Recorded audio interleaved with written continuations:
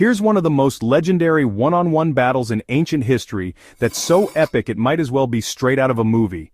It's got betrayal, war, a collapsing bridge, and a single man standing against an entire army.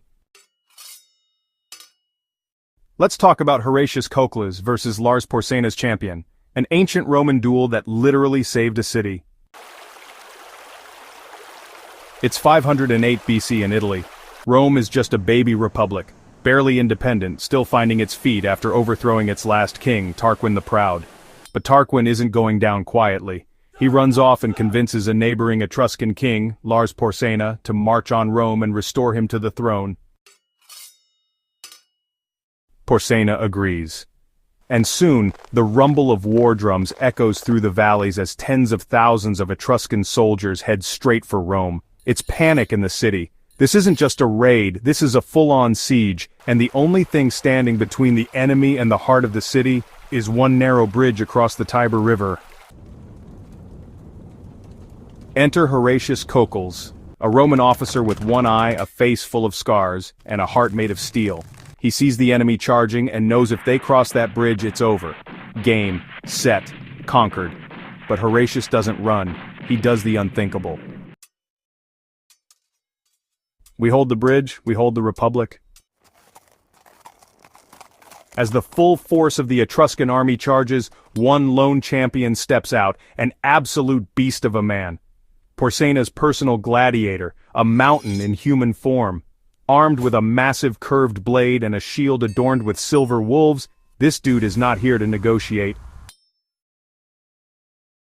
The duel begins. Horatius stands his ground as this juggernaut barrels toward him with the fury of a lion. The first clash of steel sends shockwaves through the bridge. Sparks fly, blades grind. Horatius blocks a strike that would have split a lesser man in half. The champion roars, pushing Horatius to the edge of the bridge, his feet skidding on the stone.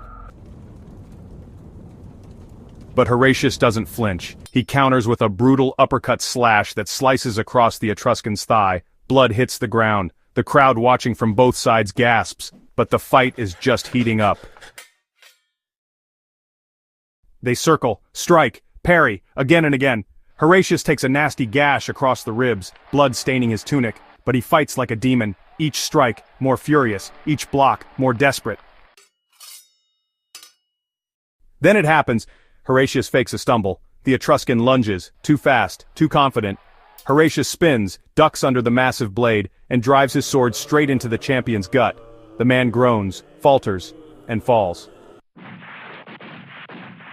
Dead silence.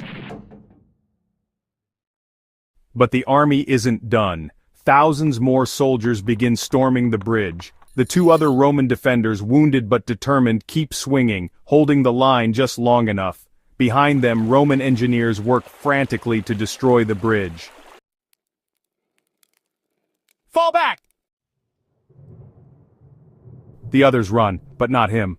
Horatius turns to face the army one last time. 100 arrows fly. He raises his shield. The bridge collapses beneath him, and he falls into the river.